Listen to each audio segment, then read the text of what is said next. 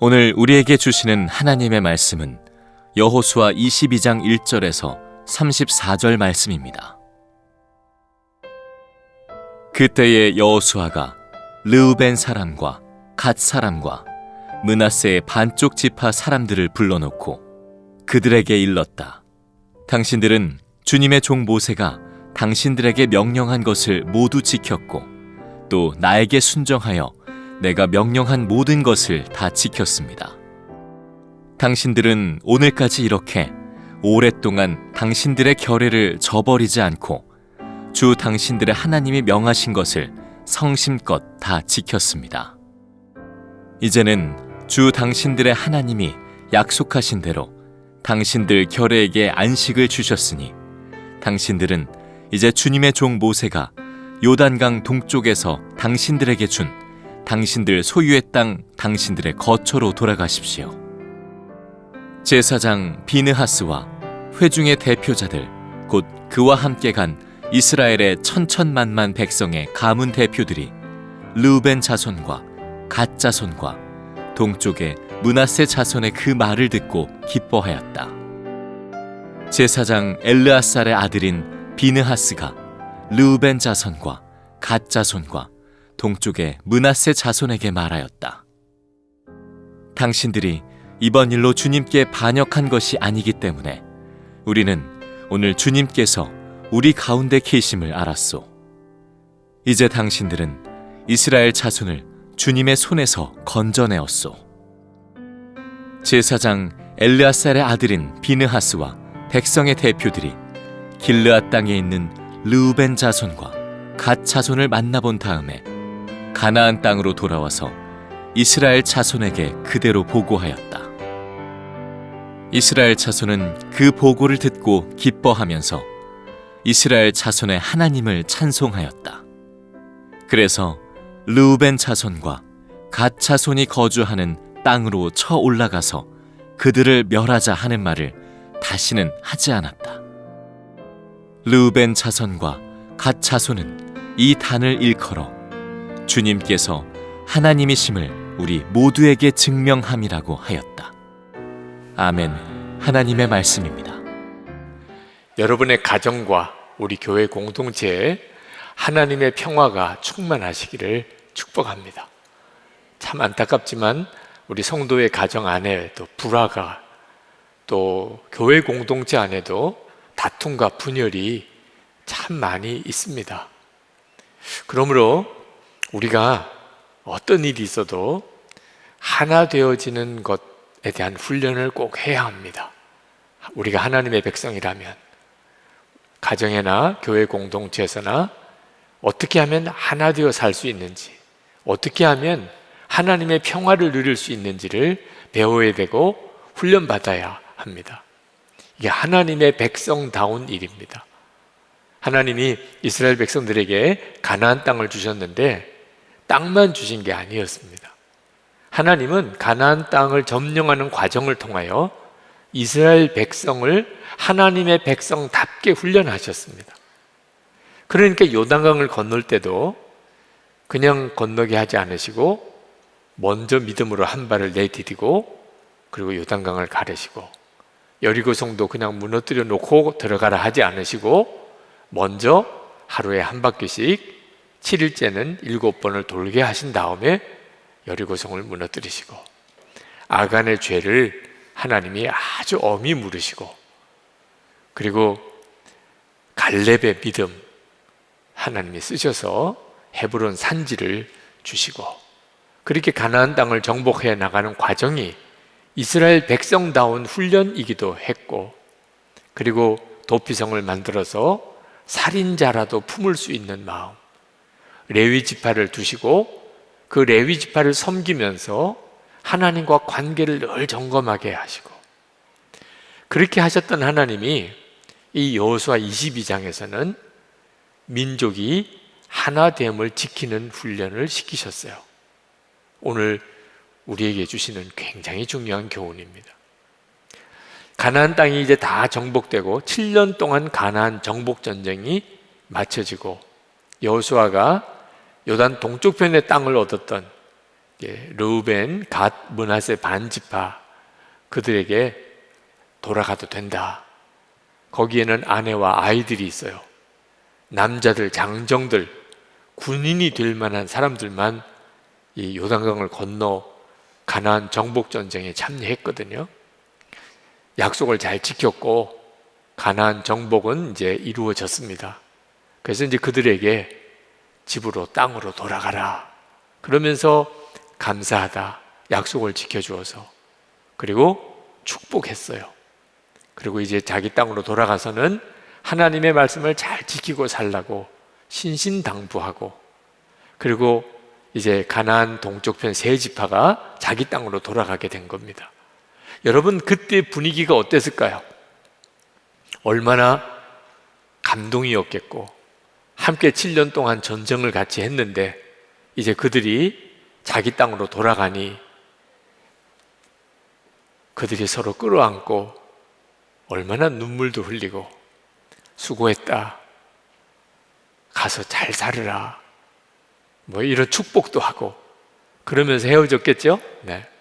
그런데 그렇게 축복하고 감사하고 그렇게 헤어진 이 요단 동쪽편 세 지파와 나머지 동쪽편 가나안 땅에 있었던 이스라엘 민족이 전쟁을 벌일 위기가 닥친 거예요. 조금 전까지 그렇게 감사하다, 수고했다, 잘 살으라 그렇게 축복했던 그 관계가 언제 그랬냐는 듯이 확 바뀌어버립니다. 이유는 이 요단 동쪽편 세 지파가 요단강을 건너면서 그 요단강에 단을 쌓았어요. 이 단을 쌓았다는 소문이 다른 지파에게 전해진 겁니다.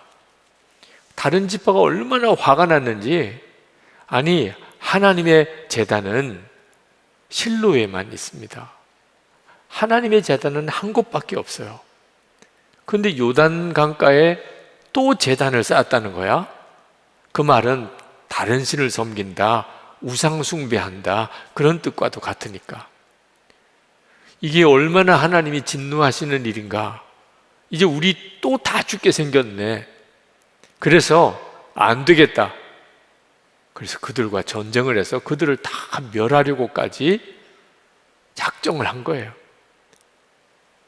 여러분, 아무리 좋은 관계 같아도, 성도의 가정도 교회도 이처럼 한순간에 깨어질 수 있다는 것, 이 사실을 우리가 명심해야 됩니다. 마귀가 어떻게 해서든지 성도의 가정 그리고 교회를 흔들고 분열시키고 깨트리려고 역사해요. 그 점을 우리가 잘 알지 못하면, 그러면 한순간에 큰 시험에 휘말리게 되는 겁니다. 그러나 참 감사한 것은 그들이 바로 전쟁에 들어가지 않고 먼저 제사장 비느하스와 각 지파의 대표를 보냈어요. 도대체 사정이라도 들어보자. 왜 그런 말도 안 되는 끔찍한 짓을 했는지 들어보자. 그래서 대표를 보냅니다.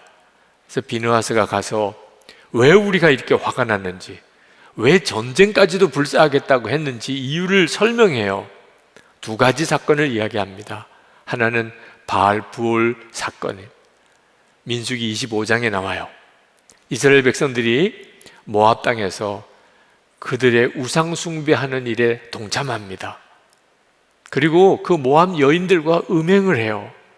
하나님이 얼마나 진노하셨는지 이스라엘에 연병을 내리고 그날 24,000명이 죽어요. 이 일을 하나님의 진노하심이라고 깨닫고 바로 그 비느하스가, 이스라엘 한 남자가 모압 여자를 데리고 장막에 들어가는 것을 보고 뒤쫓아가서 그 두 남녀를 한 창에 찔러 죽입니다. 하나님의 그 노여움을 비느하스가 그대로 품고 그 일을 한 거죠. 하나님이 그 비느하스로 인해서 노여움을 내려놓으세요. 그러지 않았으면 정말 더 많은 사람이 죽었겠죠. 그 현장에 있었던 사람이 비느하스예요. 우리가 우상 숭배한다는 게 얼마나 무서운 죄인지 너희들이 모르느냐. 그리고 또 하나가 세라의 아들 아간 이야기를 합니다. 여리고성을 무너뜨릴 때 그 여리고성에 있는 모든 재물만큼은 하나님의 것이라고 했다. 누구도 손대지 말라. 그런데 아간이 그 탐심으로 재물을 숨겼다가 아간만 죽은 거예요. 온 가족 친척 다 죽었습니다. 그뿐입니까? 온 이스라엘이 그 다음 아이성 전투에서 대패합니다. 한 사람의 죄를 지은 게 아니라 온 민족이 그로 인해 고통을 당하는 것, 우리가 다 경험했지 않느냐? 왜 이런 일을 저지르느냐? 만약에 너희들이 간 이 요단 동쪽편 땅이 마음에 안 들면, 불안하면, 그러면 그냥 요단강 건너 다 와. 우리 땅 조금 적게 살면 되니까 여기서 우리 좀 좁게라도 여기서 다 같이 살면서 하나님 잘 믿읍시다. 그게 복이잖아요. 제가 비느하스의 심정을 어느 정도쯤 표현했는지 모르지만 비느하스는 정말 그 요단 동쪽편 세 지파를 향하여 그런 간절한 마음으로 호소했어요. 자, 그럴 때 요단 동쪽편 세 지파의 심정이 어땠을까요? 사실 요단 동쪽편 세 지파로서는 좀 어이없는 이야기이기도 했어요. 그들이 단을 쌓은 것은 그것은 하나님께 제단을 하나 쌓은 게 아니고 그들이 이제 요단 동쪽편으로 가야 되는데 지금은 함께 전쟁도 했고 다 동족이지만 아들을 낳고 그 다음에 손주를 낳고 이렇게 대를 이어 내려가다 보면 사는 지역이 달라요. 하나님이 주신 땅은 가나안 땅인데 우리는 요단 동쪽편에 산단 말이에요. 어느 순간에 우리 후대에 가서 너희들은 이방인이야, 너희들은 우리 동족이 아니야, 이렇게 나오면 어떻게 하냐 말이에요. 우리도 이스라엘 민족이야. 그리고 가나안 정복할 때 우리도 함께 참여해서 7년 동안이나 함께 싸웠어. 그랬다는 징표로서 우리가 거기다가 기념비를 만든 거예요. 도대체 이 기념비가 단이 뭐냐? 저 요단 동쪽편에 있는 저들도 우리와 한 동족, 그리고 저들도 가나안 정복에 7년 동안이나 함께해서 우리와 싸웠다. 그렇게 하자고 세운 거라. 28절에 이것은 다만 우리와 당신들 사이의 관계를 증명하려는 것뿐입니다. 여러분, 이 요단 동쪽편 세 지파가 이렇게 설명을 하지 않고 화부터 냈다면 어땠을까요? 충분히 그럴 만한 일이에요. 우리가 무슨 하나님의 제단을 따로 쌓은 것도 아닌데 마치 그런 건 줄 알고 와서 전쟁부터 하겠다, 죽이겠다는 뜻이잖아요. 아니, 우리가 7년 동안 당신들과 함께 우리 땅도 아니고 당신들이 살 땅을 전쟁해 가면서 그 가나안 정복을 위해서 우리가 그렇게 희생하고 우리의 아내와 아이들 다 내버려 두고 여기 와서 우리가 이렇게 고생하고 이제 돌아가는 길이고 당신들이 얼마 전에 우리에게 감사하다, 수고했다, 축복한다 그래 놓고 이게 무슨 일이냐 말이야. 아니, 세상에 이런 법이 어디 있느냐. 화를 내고 아니 우리가 싸우자 이렇게 나올 수 있는 거예요. 여러분, 오해 받아보셨습니까? 하지도 않은 말 했다 그러고 하지도 않은 일 했다고 이런 말 들어보셨나요? 그거 얼마나 참기 어렵습니까? 그 자존심 상하고 모욕감이 느껴지고 배신감이 느껴지는, 여러분 그런 경험 있으세요? 지금 요단 동쪽편 세 지파가 그런 상황인 거예요. 그런데 그들이 참 침착하게 조리 있게 자기들의 이유를 쭉 설명하잖아요. 전쟁을 하러 왔다가 먼저 설명부터 들어보자. 그리고 온 이 서쪽 지파 사람들 참 억울한 오해를 이렇게 받으면서도 자기들 사정을 잘 설명하는 것 때문에 전쟁이 되지 않고 오히려 큰 기쁨이 그 이스라엘 민족 사이에 일어난 거예요. 하나님께서 이 기사를 이 여호수아 22장에 쓰신 이유가 뭐겠어요? 바로 하나님의 백성들의 특징이 절대로 분열하고 싸우는 게 아니고 하나 되는 거라는, 하나됨이 왜 하나님의 백성의 특징인가?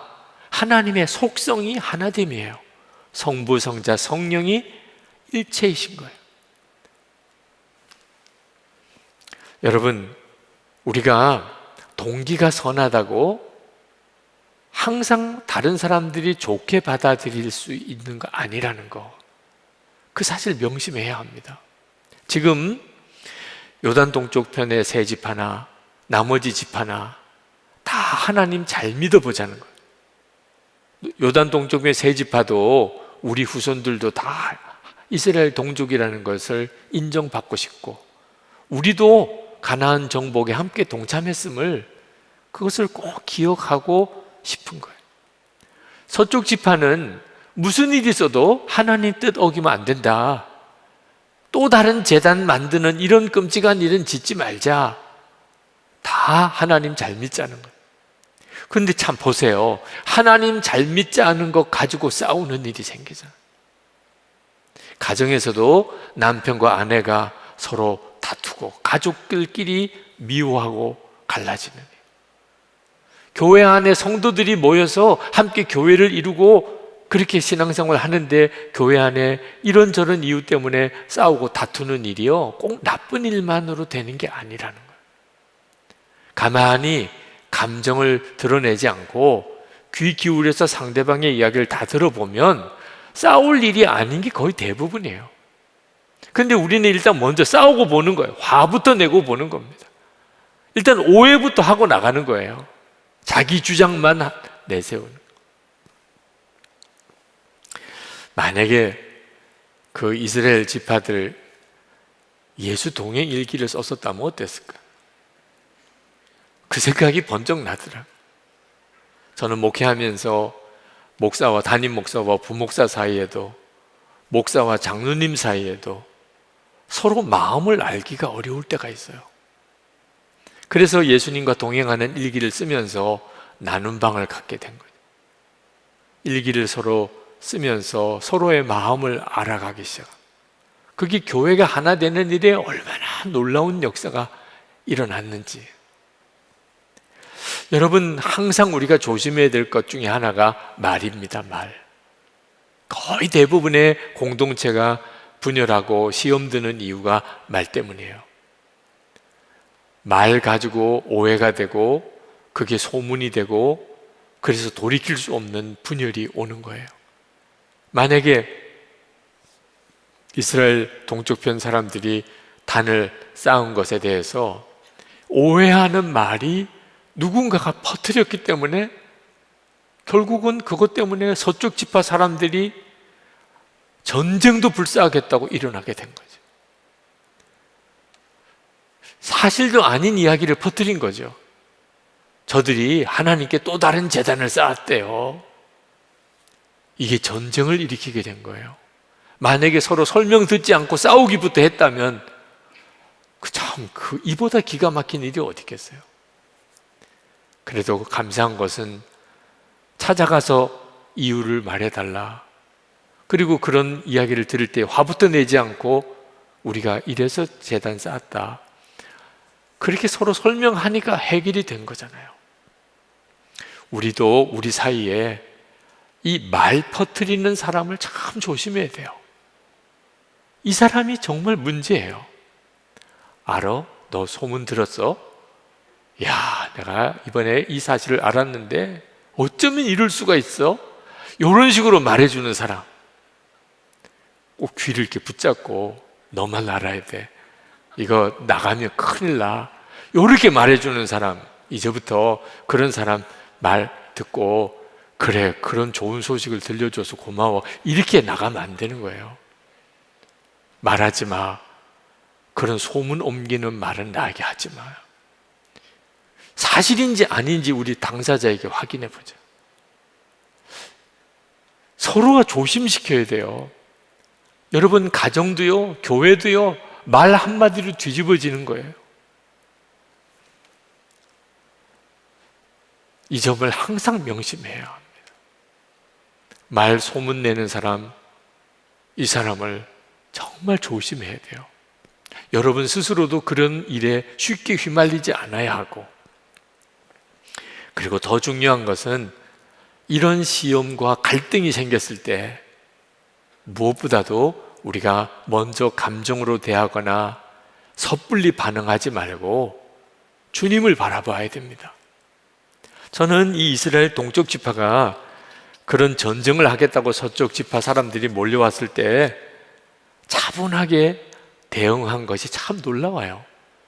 어떻게 그럴 수 있었을까? 근데 오늘 말씀을 묵상하며 보니까 그들이 진짜 하나님을 믿은 거예요. 하나님을 진짜 믿으니까 감정으로 대하거나 또 서로 싸우려고 하지 않고 그들이 차분하게 설명하고 이해를 구하고 할 수 있었던 거예요. 22절을 봅시다. 요단 동쪽 지파 사람들이 자신들이 어떤 동기로 단을 쌓은 것을 설명하는데, 하나님은 주 하나님은 전능하십니다. 주 하나님은 전능하십니다. 우리가 왜 그렇게 하였는지 주님은 아십니다. 이 확신 때문이에요.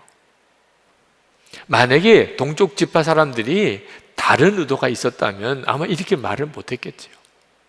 그들이 요단강가에서 이제 강 건너가면 남남이 될 수도 있는 관계일 수 있으니까 거기다가 우리가 예표가 되는 그런 기념비 하나를 쌓자. 그럴 때 그들이 쌓았던 동기를 누가 알아요? 하나님이 아십니까? 다른 지파는 오해를 하고 전쟁을 하겠다고 왔지만 하나님은 아시잖아요. 자, 하나님이 아시면 그러면 하나님이 해결해 주실 거예요.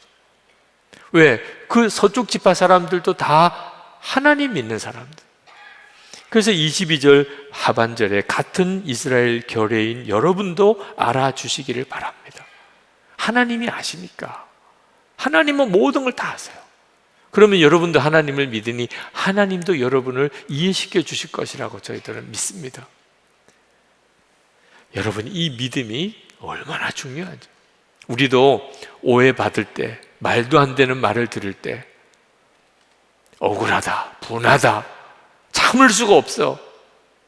여러분, 이렇게 반응하지 않아야 되는데, 사람인데 어떻게 그렇게 감정도 없나요? 사람인데 어떻게 그게 가능해요? 주님을 바라볼 때예요. 주님은 아시잖아요. 진짜 어떻게 된 일인지. 사람은 모르지만 주님은 아시잖아요. 여러분, 이렇게 주님이 믿어져야, 주님이 아시면 됐지 뭐, 충분하지 뭐. 왜? 주님은 살아 역사하시니까. 나중에 누가 잘했는지 못했는지 다 주님이 밝혀주실 거니까. 이게 믿어지는 사람은 목소리를 크게 안 내요. 화부터 내지 않아요. 감정 드러내지 않아요. 믿으니까. 그런데 안 믿어지면, 억울한데 주님도 안 믿어져요. 그럼 화부터 나는 거죠. 소리부터 지르는 거죠. 못 살아 그러는 거죠. 그냥 계속 한강변에 가는 거죠. 여러분, 진짜 우리에게 필요한 것은 주님은 정말 함께 계시고 모든 걸 아신다. 그리고 주님이 다 해결해 주신다. 진짜 하나 될 수 있을까요? 이제는 그런 질문에서 이제 믿음을 바꿔야 돼요. 하나 된 거예요, 이미. 부부는 이미 하나 된 거예요. 교인들은 서로 주 안에서 이미 한 몸이 되었어요. 에베소서 4장 3절에 평안에 매는 줄로 성령이 하나 되게 하신 것을 힘써 지키라. 앞으로 하나가 되는 게 아니고 이미 남편과 아내는 한 몸이에요. 주 안에서 하나예요. 교인들은 주님 안, 성령 안에서 이미 하나가 되었어요. 우리가 할 일은 그걸 믿고 지키는 것뿐이에요. 우리가 이런 믿음을 가지고 나가면 반드시 주의 역사가 나타나요. 믿음의 역사가 나타나는 거예요. 요단 동쪽편 지파의 이야기를 듣고 비느하스가 이렇게 고백합니다. 31절에 우리는 오늘 주님께서 우리 가운데 계심을 알았어. 하나가 되는 역사가 일어나는 게 바로 주님이 함께 계시는 증거인 거예요. 여러분, 아무것도 아닌 일인데도 싸우고 갈라지는 일이 얼마나 많은가. 나중에 다 감정 가라앉고 시간이 지나가고 그때 가서 생각해 보니까 그때 갈라질 일이 아니었는데, 그때 그렇게 싸울 일도 아니었는데, 그렇게 생각하는 일이 얼마나 많아요. 근데 또 하나, 진짜 싸울 일이고 진짜 갈라질 일이에요. 어떻게 저런 사람들끼리 함께 살 수 있어? 그런데 하나 되는 역사가 있어요. 그때 우리가 알게 돼요. 주님이 하셨구나. 주님이 하셨어요. 어떻게 저 부부가 같이 살 수 있지? 어떻게 저 교회는 계속 저렇게 하나를 지킬 수 있을까? 사람으로는 못하지만 주님을 바라보니까 하나가 돼요. 여러분, 주님의 영광은 언제 드러나죠? 우리가 성공했을 때, 우리가 세상에서 출세했을 때, 돈 많이 벌었을 때 아니에요. 싸우고 갈라질 수밖에 없는 관계인데 하나가 되었어요. 이건 세상에서 볼 수 없는 일이잖아요. 그래서 33절에 이스라엘 자손은 그 보고를 듣고 기뻐하면서 이스라엘 자손의 하나님을 찬송하였다. 조금 전까지 싸우겠다는 사람들이, 전쟁하겠다는 사람들이 이제는 함께 하나님을 찬송했어요. 이게 바로 하나님께서 영광을 받으시는 일이라는 거예요. 비밀은, 이렇게 될 수 있는 비밀은 항상 주님을 바라보는 겁니다. 인도 선교사였던 스탠리 존스 선교사님이 우리들이 연합하려면 그 무엇이 아니라 그 누구를 목표로 하여야 한다, 그런 말을 했어요. 저는 최근에 한국교회 연합 모임을 참 많이 참석하게 됩니다. 여러 가지 사정과 제 위치 때문에 이런 한국교회 모임에 가게 돼요. 그때 항상 생각해요. 스탠리 존스 선교사님의 말을. 그 무엇 때문에 모이면 시간이 지나가면 갈등이 생기고 다툼이 생기고 갈라져요. 그게 선교든 전도든 봉사든 아무리 좋은 가치든 그 무엇으로 모이면 항상 시간이 지나가면 싸우고 갈라져요. 근데 예수 그리스도 그분을 중심으로 모이면 서로 다르고 또 서로 특색이 있고 은사가 다른 게 다 조화가 돼요. 부부 사이에도 우리 잘 살아보자고 모이면 싸워요. 참 기가 막히죠. 잘 살아보자고 살면서 싸운다니까요. 근데 예수님으로 만나면, 그러면 서로가 그렇게 다른데도 잘 살아가요. 교회 공동체는 예수님으로 모인 곳이에요. 오늘도 2부 예배 후에 교인 한 분과 마음이 갈등이 생기고 아프고, 그전 교회에도 그것 때문에 상처가 생겨서 교회를 떠났는데 여기서도 그런 아픔이 있다고. 그런데 오늘 말씀을 듣고 정말 주님 바라보고 여기서는 극복했으면 좋겠다. 목사님 기도해 주세요. 주님 바라보면 이제는 극복해야 돼. 이제는 여기서 이겨야 돼. 하나 될 수 있어 하시는 거거든요.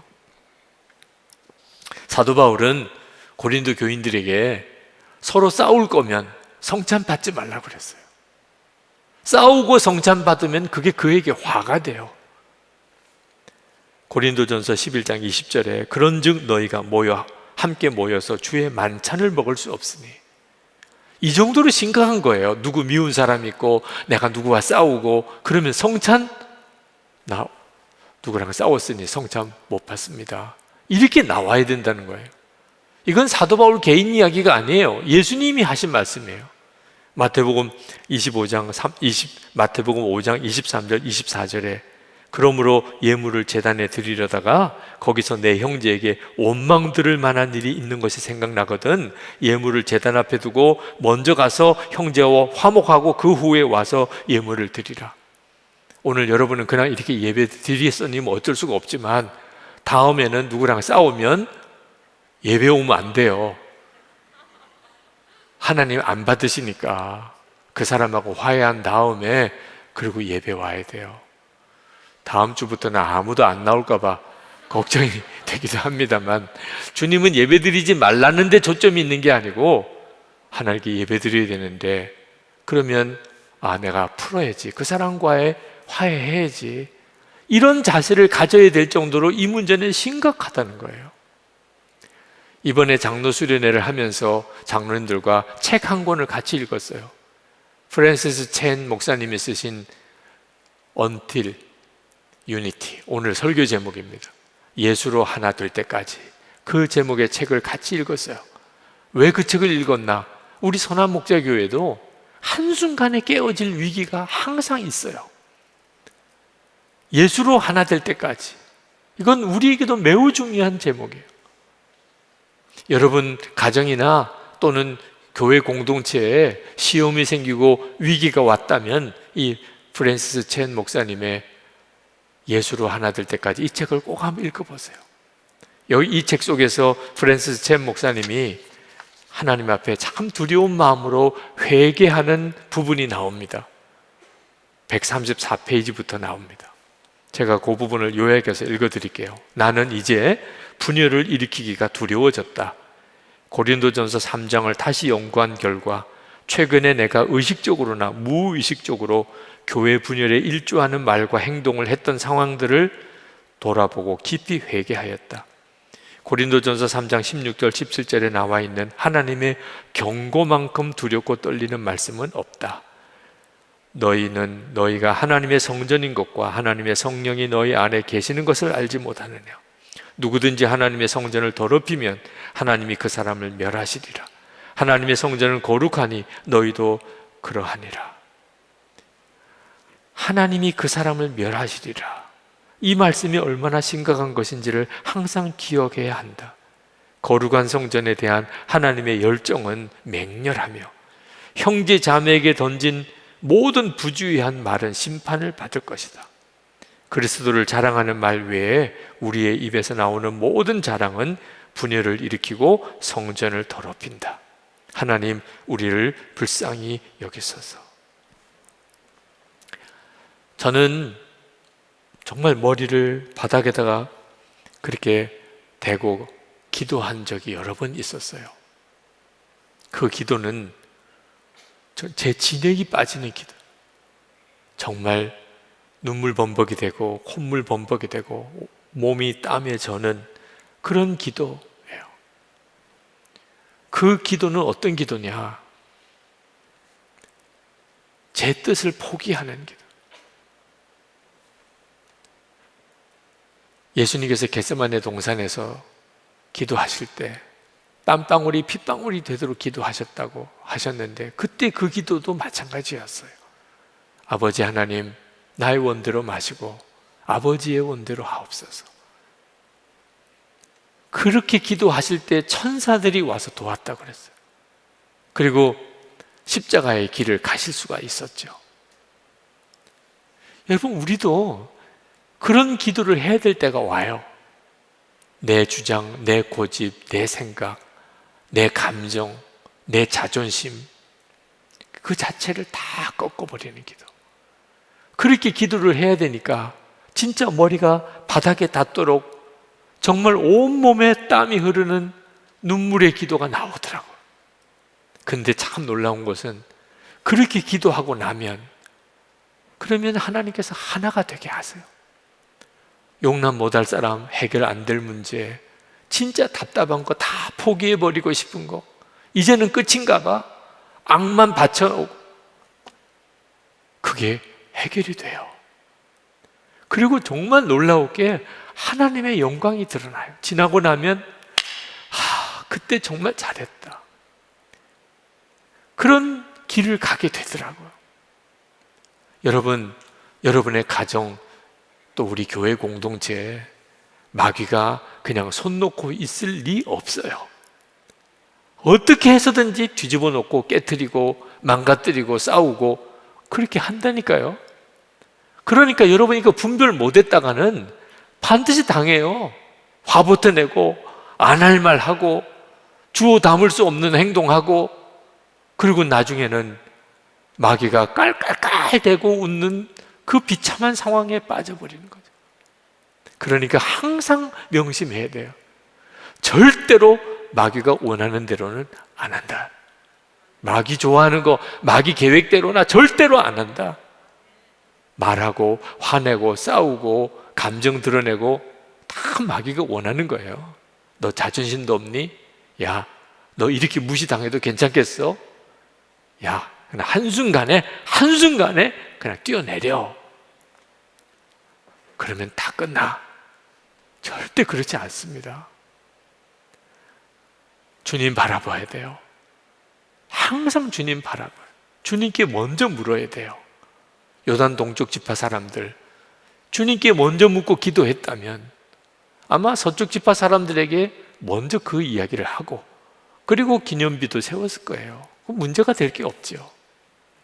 항상 주님께 먼저 의논하고 주님 바라보고, 내가 이미 예수님과 죽었음을 진짜 믿고 주님과 함께 사는 자임을 고백하고 나가면 하나 되게 됩니다. 이제 우리 기도합시다. 하나님, 우리의 가정, 부부 사이에, 가족들 사이에 어떻든지 깨트리려고 하는 마귀 역사 속지 않겠습니다. 절대로 마귀 원하는 대로 안 하겠습니다. 주님 바라봅니다. 주님 교회 공동체, 주님 바라봅니다. 주님 안에서 해결되는 거 믿습니다. 우리 다 같이 통성으로 기도하겠습니다. 은혜와 사랑이 충만하신 아버지, 놀라우신 하나님의 은혜와 하나님의 역사를 인하여 감사드리고, 하나님의 놀라우신 아버지 하나님 감사합니다. 놀라우신 주님의 은혜와 역사에 하나님 감사하고 찬양을 올려드립니다. 주여, 주님과 은혜가 많으시다 크신 하나님, 놀라우신 아버지 들어주소서. 하나님 역사해 주소서. 주님 주관해 주소서.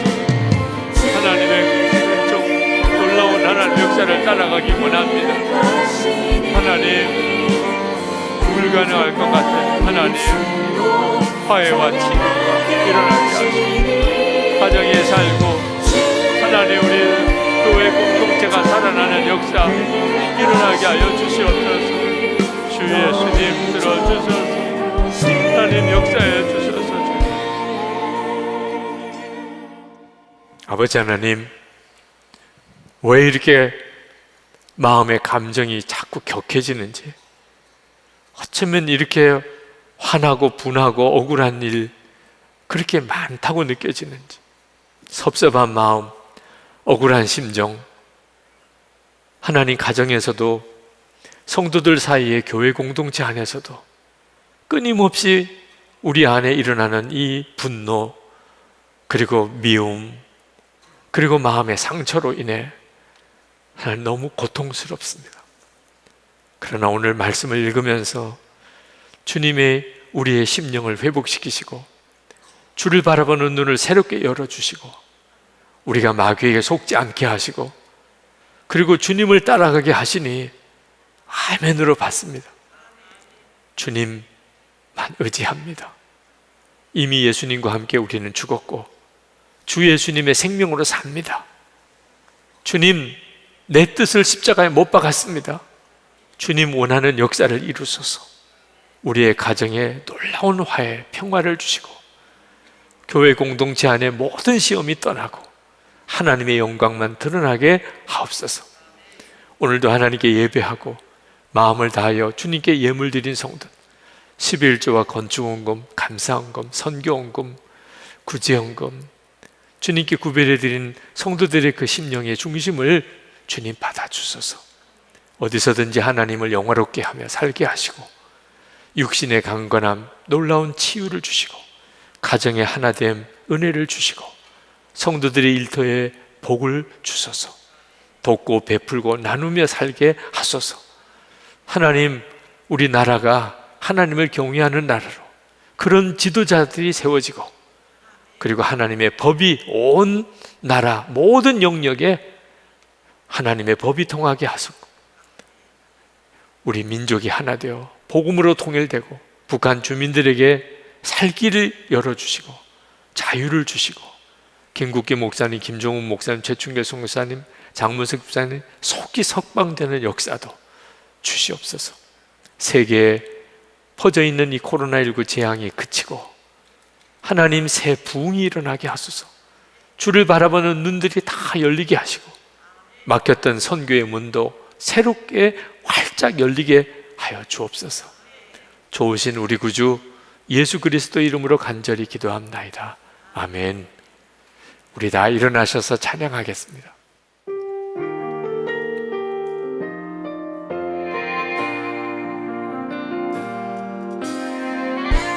주 안에 우린 하나, 모습은 달라도 예수님 한 분만 바라네.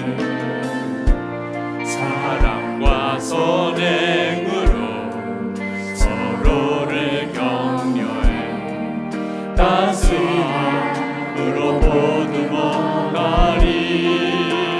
주님 우리 안에 함께 하시니 형제자매의 기쁨과 슬픔 느끼네. 내 안에 있는 주님 모습 보네. 주는 기뻐하시네.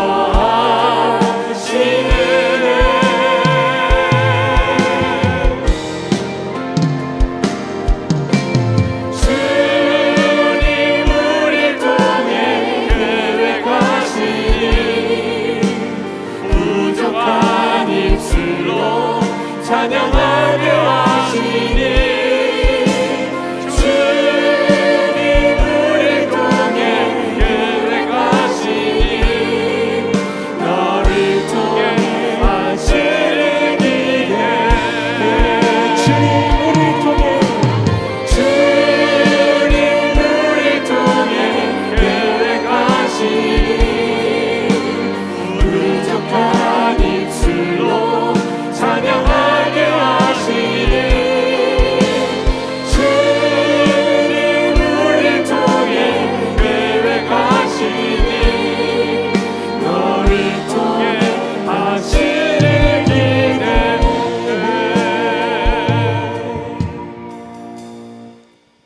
주 예수 그리스도의 은혜와 아버지 하나님의 사랑하심과 우리를 어떤 형편에서든지 하나가 되도록 우리 안에 역사하시는 성령의 교통하심이 하나님께 예배하는 모든 성도들과 그 가정 위에, 그리고 우리의 교회 공동체 위에 충만하시기를 축원하옵나이다. 아멘.